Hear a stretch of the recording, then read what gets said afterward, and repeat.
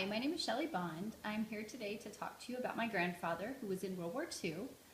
This is him. His name is Maurice Allen, and he was born in 1926. Before he passed away, I interviewed him, and I wrote it all down on these notes, which I should type up at some point, but I'm going to go ahead and tell you a little bit about his experience in World War II. He was drafted in 1944. At the time, he lived in Compton by Los Angeles, and he was pulled into the LA Pacific Electric building for his draft.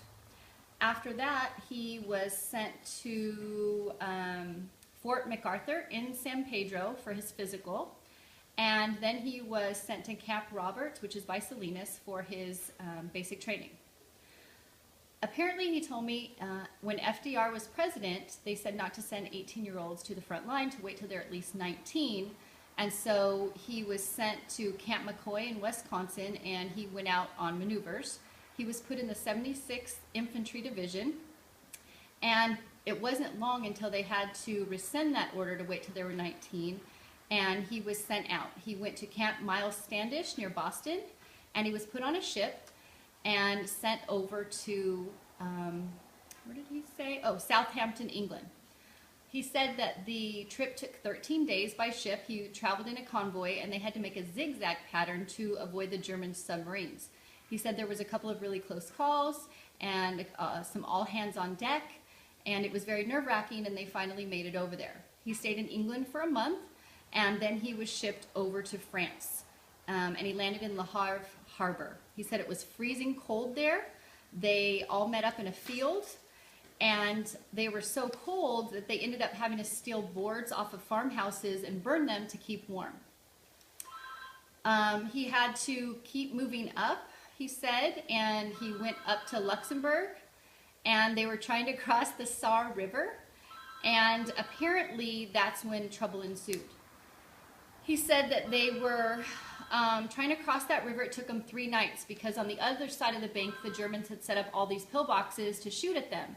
So by night they would go, so they had the cover of darkness, and they would get in these boats and try to cross the river. But the whole time they were being shot at, shelled, the whole thing, and they would have to turn back.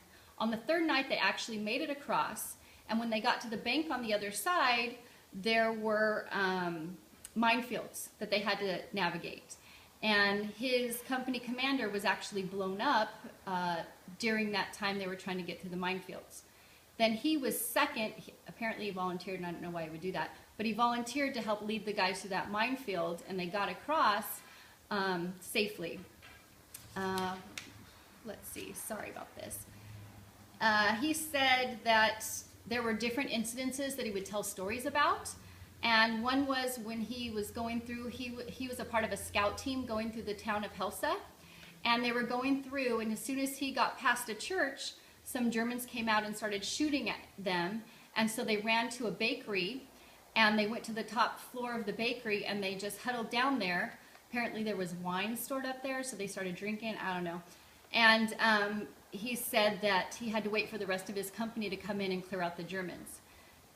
On another occasion, he said that they were going through, again on a scout team, and they figured out that there were some Germans hiding in the basement of a house, and the Germans didn't know how many of them were on the outside, so my grandfather and the other scouts yelled down, "Ralph Smitten," told them to come out, and they were going to toss grenades down there or something, apparently they said in German. So the Germans came out. He said 7 Germans came out of the cellar of this house, and apparently you weren't supposed to take things off the prisoners, but he said they all did.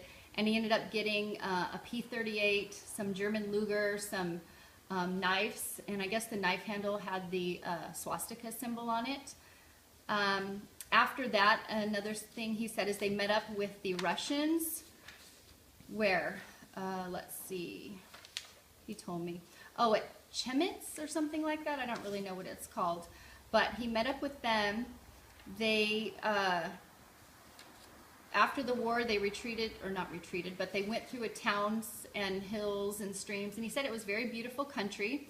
They were going through and marching through where they had the concentration camps, and he saw all the people and the bad condition that they were in, And he said they were told, do not give them, your rations because you need them, just keep going.